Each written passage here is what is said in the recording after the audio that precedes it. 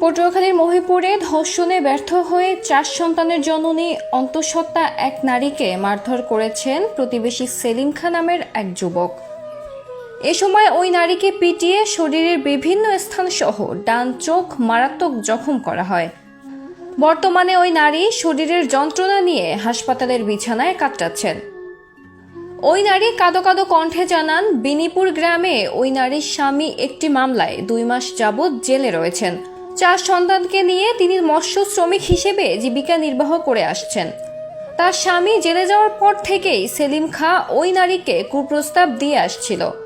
গত শুক্রবার দুপুরে সেলিম তাকে ধর্ষণের উদ্দেশ্যে ওই নারীর ঘরে যায়। এ সময় সে বাধা দিলে তাকে বেধড়ক মারধর করে। তাৎক্ষণিক প্রতিবেশীরা এগিয়ে আসলে সে দৌড়ে পালিয়ে যায়। পরে স্থানীয়রা অজ্ঞান অবস্থায় ওই নারীকে হাসপাতালে নিয়ে আসে। মহিপুর থানার ওসি তরিকুল ইসলাম বলেন, লিখিত অভিযোগ পেলে আইনানুগ ব্যবস্থা গ্রহণ করা হবে।